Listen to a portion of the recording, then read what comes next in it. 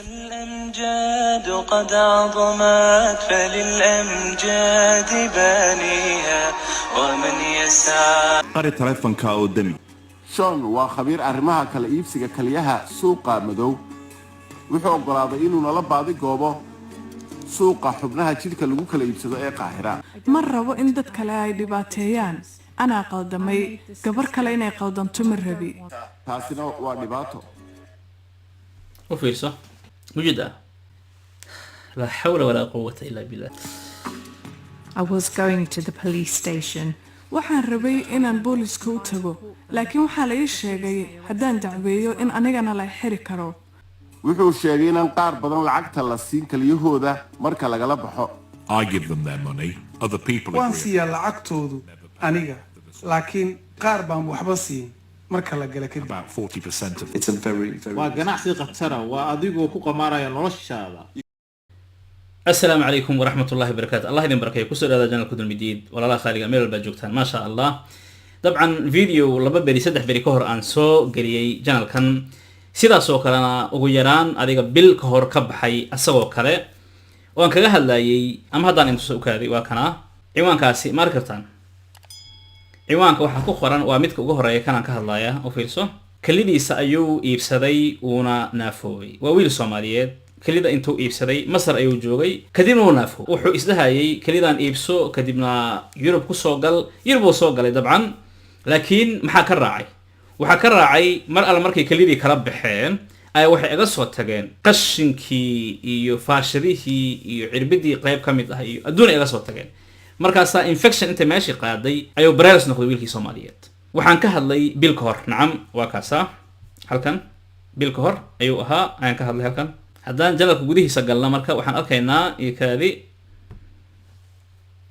okay halkan imow waa kana videogan asagana $3,000 ayuu wiilkan asagana kalidiisa ku iibsaday videogan aan shida ka videoga salamar waxaan idin qaybsan doonaa video BBC ay leedahay dabcan oo arintaasi murugadeed ay kaga hadlayso waxa aad iyo aad murugo ah ciil ah wallahi aan habay yaraatay marna qalbiga aad la qaadan karin inay dhigta maqashana ku ah wax aad xanuun ah qof ayaa jirkiisa iibiyay xibin kamid marna way ahayd markaan ka hadlay wiil Soomaaliyeed oo kalidiisa ku soo iibiyay Masar si uu dabcan Yurub u yimaado arintaasi waxay la yaab lahayd oo cajiib ahayd oo xanuun badnaydba waxa ka dambeeyay wiil kale oo Soomaaliyeed subhanallah oo ma sidaan u nahay dad kaliyooda u iibsada aan hadana iska warqabin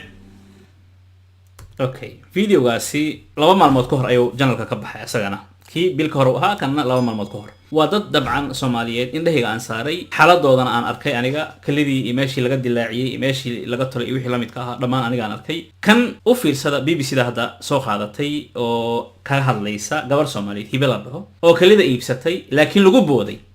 nacam lagu booday lacagtii aan la siin wayna jirtaa xaaladaha noocaas oo kale ah wiilkii Soomaaliyeed ee naafaha noqday asaga wuxuu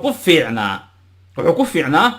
in uu diiday inay dabcan kalida kala baxaan kadibna ay lacagta siiyaan wuxuu yiri lacag ma isiinaysaan kalima rabtaan inaad kala baxdaan oo lacag ma isiinaysaan dukaankan lacagta ii dhiga kahorba wuxuu kula heshiiyay inay dukaan lacag u dhigaan kaasiyaas uu ku fiicnaa lacag fiican uu ku iibsaday lacag fiican marka aan leeyahay oo lama jeedo inaad kalidaada iibsato iska jir nacam iska jir asaga wixii uu damacsanaa ay sidoo isdahayaan ula jeedaa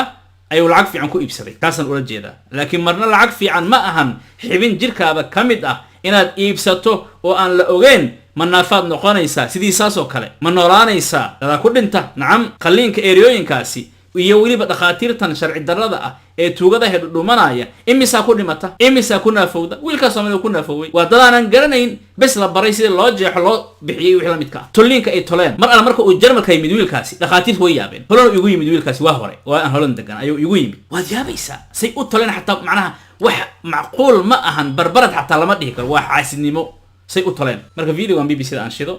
aad aragtaane hiba waxay ogolaatay in kaliya laga saaro kadib markii ay ugu ballan qaadeen ganacsatada xubnaha jidhku inay lacag ay ku aroosato siinayaan I found myself in the waxaan is arkay macnaha waa BBC-da Ingiriiska dabcan videogan ama arintan soo diyaarisay midda Soomaalina way turjumaysaa marka turjumaankoodan u daynina insha Allah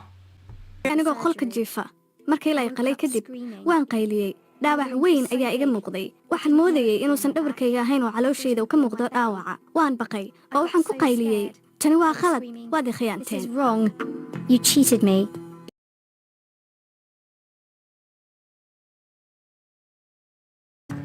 sida hibo oo kale xubnaha jidhka waxaa lagala baxaa inta badan muhaajiriinta iyo qaxoontiga masar jooga ee 5 milyan kor u dhaafay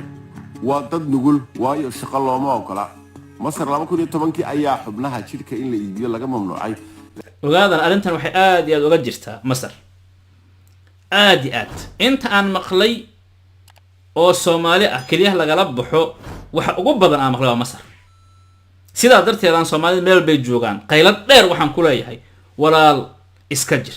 gabadha hadda lagu boodaa la leeyahay midka kale oo naafoway midka kale oo shaleynaya 3,000 ka siisteen oo dollar oo shaleynaya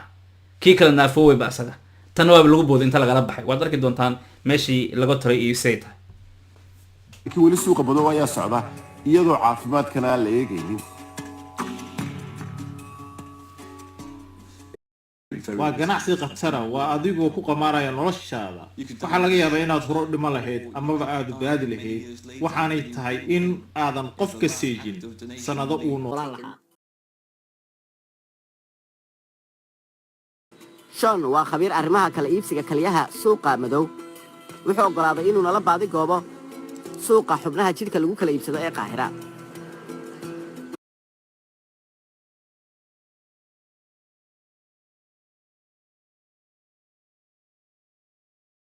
qari taleefanka oo dami waxaanu soconaba show waxa uu xiriir la sameeyay xubin ka tirsan gaanka wax kala iibiya aad ayuu howlahan ugu jiraa marka aad eegto dadkii hore waa inaan taxadaro ma garan karo cidda uu yahay iyo waxa ka suuragala dambiilahan ayaa noo sheegay in kooxdiisu toddobaadkii 20 xubnood ay diyaariyaan caalamka oo dhan ayaa Qaahira ka iibsada waayo way ka helayaan Qaahira waa ganacsi weyn isbitaal ayaa howlahan ka qayb qaata ha kuwa dawladda iyo kuwa gaarka ahba wuxuu sheegay in qaar badan lacagta la siin kaliyaho u fiirso isbitaalada dawladda oo mamnuucday dawladdu way mamnuucday haddana ayaa lagu sameeyaa arrintan iyo ku private ah waddanka marka sharci darro uu iska yahay la iska warqabin xaaladaas ka dhacda masarna in badan dhibaatooyin badan ayaa ka jira marka ay noqoto macnaha waaxdeeda caafimaadka wuxuu sheegay in qaar badan lacagta la siin kaliyahooda marka lagala baxo I give them waan siiyaa lacagtoodu aniga laakiin qaar baan waxba siin marka la gala kadib about 40% of the cases 40% lama sii lacag waa lagu boodaa waa waxa hibo ku dhacay oo kale waxay rabtay inay booliska u tagto markii lacag la siin waayay laakiinse waa sharci darro in kaliya la iibiyo sharciga Masar ayay ka hor imanaysaa taasina waa dhibaato meesha laga dilaaciyay waxaan rabay inaan booliska u tago laakiin waxaa la ii sheegay haddaan dacweeyo in anigana la xiri karo ma rabo in dad kale ay dhibaateeyaan anaa qaldamay gabar kale inay qaldanto ma rabi waxaan leeyahay haddaad xubin jidhkaaga ah ku deeqayso lacag ha siisan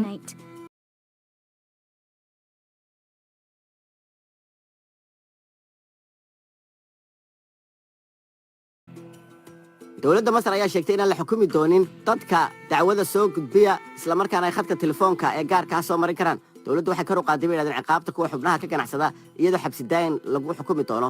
dawladdu waxay intaasi raacisay in la taxaabay dambiilayaasha isla markaana isbitaalo gaar ah ay ka dhacaan qaliinadu ay aan ka dhicin kuwa dawladda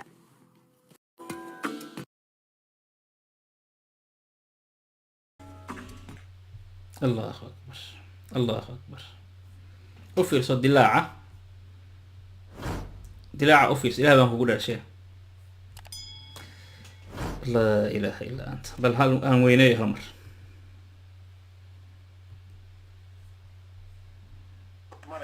taasina waa dhibaato u fiirso mujida la hawla wala quwwata illa billah ilaahay subhanahu wa ta'ala waxaan weydiisanaynaa in baahidan inta la eg inuu naga dulqaado in iimaankeena uu noo sugo in ummadeena Soomaaliyeed dibtan haysata nacam dib aan noo geynaysa ilaahay subhanahu wa ta'ala naga dulqaado ya rabbal alamin ma filaayo Soomaalida sida lagu yaqaano qabweyni dad xataa hadday baahan yihiin waxyaalaha qaarkiisa aanan ogolaan ama samayn laakiin insaanka waxyaalaha lagu gaado ama looga faa'iidaysto waa baahi nacam soomaalida qaar ayaa baahi u samaysay arrintan iyo wax lamid ah ama wax ka daran bal soomaalida qaar ayaa lacag darteeda kaniisad u galay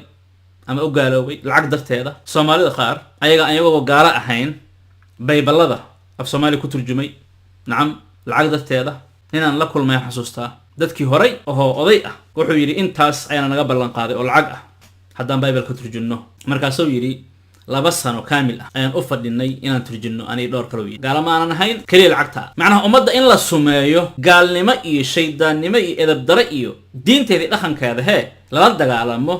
ay wuxuu ku doorsaday waa maxay ay ku doorsadeen qolada Soomaalida ah lacag ilaahay subxaanahu wa ta'ala waxaan weydiisanaynaa marka fakhri oo aan ku fidnowno iyo sidaas oo kale taajirnimo aan ku fidnowno labadaba inuu ilaahay subxaanahu wa ta'ala naga ilaaliyo fakhri ku ilowsiiya cibaadadii iyo diintii iyo Allah subxaanahu wa ta'ala iyo maalinta aakhire iyo wixii la midka ah oo aad u gasho meelo kale iyo waxyaalo kale aad u samayso iyo sidaas oo kale lacag taajirnimo ilaahay tabaaraka wa ta'ala diintiisa ka bixisa ka fogeysa qaflo ku gelisa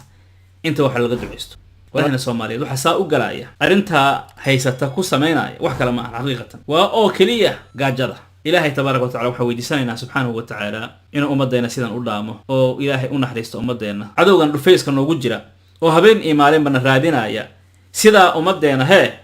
luuq ugu jira oo mid kaliyaha kala baxa mid wadankii burburiya oo dabcan Soomaali kale soo adeegsada wax kale uma adeegsanaya dabcan Soomaaliga kale lacag ay lagu adeegsanaya kan kaliyaha laga baxay lacag la siinaya u fiirso kulligeena gaajada waxa inoogu sabab ah wadankeena oo baaba'san inoogu sabab ah faqriga ay abaarahan haysta inoogu sabab ah ilaahay naga saaray intaasba ya rabbal alamin walaal gaarsiin dambaalkan Soomaalida ma doonayno Soomaali kale oo kaliya laga baxsaday inaan aragno mid u naafoway mid lagu booday mid xaaladiisa ay aad u liidato xanuun la jiifa la ildaran sidaas xaaladeena tahay dambaalkan gaarsii walaal kaliyaad ha iibin hana u iibin inaad lacag ku baxsato waan u jeedaa 40% percentage 40% 60 waa la siiyaa qaarkood wax yar la siiyaa laakiin 40% ka mid ah waa lagu boodaa lama siiya lacagta waad ka mid noqon kartaa marka kuwaana qaado videogaasi iyo kuwan hore laga soo hadalnay wixii la midka gabadha u fiirso lacag ay ku aroosto siday sheegtay ayada dabcan Masar dadka jooga inta badan dibadda ay u joogaan inay dhoofaan ay rabaan marka Allahu a'lam ma dhoofay rabtay mise aroos Allahu a'lam ma sheegi karno laakiin siday tiri lacag ku aroostay rabtay ka soo qaad inay rabtay lacag ku aroosto siday ahaataba Soomaalida kale gaarsii videogan una dig kalidooda inay muhiim u tahay caafimaadkooda muhiim u tahay noloshooda muhiim u tahay jiritaankooda muhiim u ilaahina subxaanahu wa ta'ala hana wada xifdiyo dhamaanteen shari shaydan Allah naga xifdiyo subxaanahu wa ta'ala wassalamu alaykum wa rahmatullahi wa barakatuh صديق ليس ينفع يوم بؤس قريب من عدو في القياس وما يبقى الصديق بكل عسر ولا الإخوان إلا للتآسي عمرت الدهر ملتمسا